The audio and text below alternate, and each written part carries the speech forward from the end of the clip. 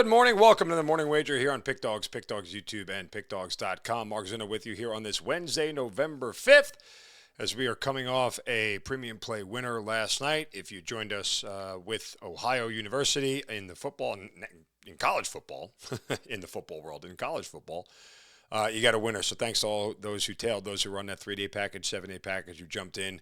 You guys got a winner. Again, I remind you guys, best way to go. Get a 3-day package, get a 7-day package over at my page over at PickDawgz.com. Get the most value. You're going to get the most plays. You're going to get the most picks, and hopefully the most winners as well. So, again, we scored a win in college football last night, so appreciate you guys tailing along.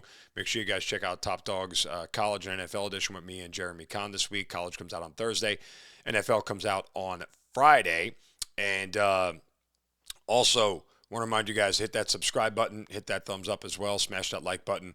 And we are away and running in college basketball season as well, guys. We're going to keep our eye on things. We're probably going to slow play it into college basketball season, but as far as premium plays is going to go. But we're certainly keeping our eyes on where we are. Again, last year at my previous employer, I was number 1 in college basketball in 2025. So we're going to stay locked in here on college hoops as we go along. But let's get to our 4 plays for today.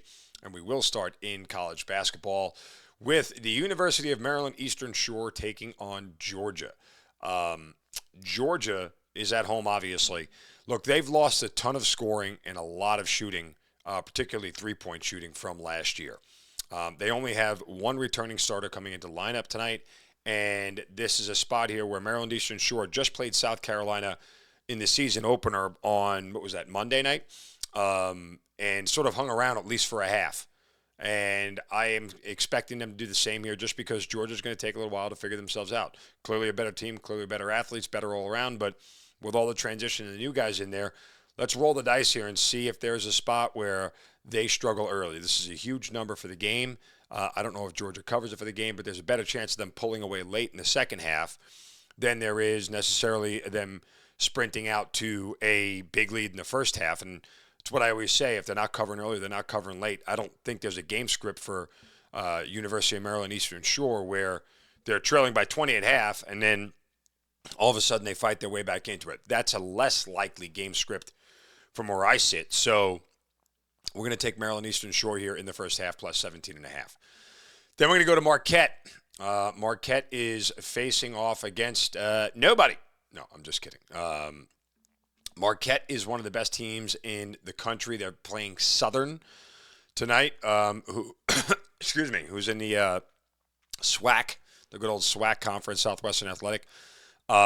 Marquette is one of the better scoring and better shooting teams in the nation, and this carries over from last year. They're incredibly athletic. They're fast. They're long. And I think that they can get over their team total here in this game. Mostly because Southern already played Arkansas this year. Both of these teams have already played a game. Look, the biggest concern here for this number is will Southern be able to score enough to keep pushing the pace for Marquette? Marquette played in their first game the U-Albany Great Danes, University of Albany. And they only had to score 80 points because Albany could only score 53, while Southern scored 77 in their first one, and Arkansas ended up scoring 109. I think that's enough here. We keep pushing the pace on this thing. Also like the over 149 in this spot here, 149.5. I think we keep pushing this thing. Marquette's going to keep scoring. Southern's going to keep scoring because Southern does play fast and up-tempo. So I think Marquette can get over their team total of 87.5 here.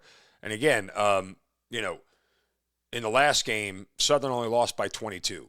But there's a world where Marquette doesn't get to 100, but still gets into the high 90s and doesn't cover this thing because Southern gets to in the mid-70s like they did against Arkansas. So let's just go with Marquette's team total over 87.5 here. Let's get over to the NBA. 2 games I like here in the NBA, and they're just fat spreads and taking the dogs because the number just looks a little bit too damn big. Let's start with the 76ers. We're catching 9.5 from the Cleveland Cavaliers. Do odds makers believe in the 76ers yet at this point in time? I'm not really sure that they do. And there's reason for them not to a certain extent. They are 5-2 on the year, and they obviously have had, no Joel Embiid. They've had no Paul George for a better part of the games this year. Paul George hasn't played at all this year. But Still, there is a certain amount of, hey, the Sixers aren't that good yet, and the Cavaliers are.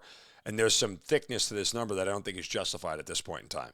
I know how good the Cavaliers are. No one's doubting that. No one is sitting there saying that the Cavaliers aren't one of the best teams in the league and won't be again this year. But this is just too big of a number for me here to ignore.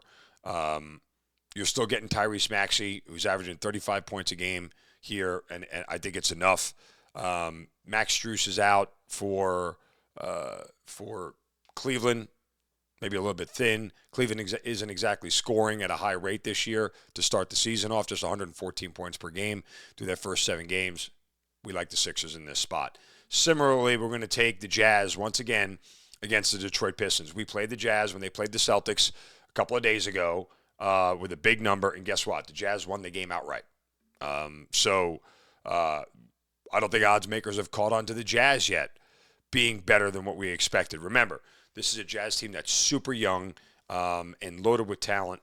But, Lauri Markkanen is probably the best player out there for them. But they have a lot of young talent, and they're scrappy. I mean, I know the Pistons have won 3 in a row, and they're a very good and competent team last year. But this is just way too big of a number at this point for me to ignore with the Jazz. I think they can hang with them. I don't think they can win the game. I wouldn't, I didn't think they could beat Boston, but they did. But still, same sort of theory applies here. Just too many points for us to lay. And so we're going to take the Jazz plus the 10.5 here. And those will be our 4 games. University of Maryland Eastern Shore plus 17.5 in the first half. Marquette team total over 87.5. 76ers plus 9.5. Jazz plus 10.5. And that will do it for this edition of the Morning Wager. Top Dawgz College NFL Edition, me and Jeremy Kahn. Check it out later this week as well. Get a 3-day package, get a 7-day package on my premium page. Guys, we're continuing to just plug along here, man. Bringing home some winners as much as we can. I know we're floating right around that 53% line here, but we're still profitable for the year. So let's keep going. If you stay with me long term, we're going to make money together. I'll go to my premium page. 3-day pass, 7-day pass. That's the way to go. Back tomorrow with another edition of the Morning Wager. Good luck in your games tonight. Go cash some tickets. We'll talk to you tomorrow.